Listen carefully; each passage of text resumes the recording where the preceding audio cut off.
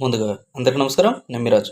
ఆంధ్రప్రదేశ్‌కి సంబంధించి TDP, YCP ప్రభుత్వాల మధ్య ఎవరైతే ఉన్నారో వారి మధ్య ట్వీట్ల వారైతే జరుగుతుంది.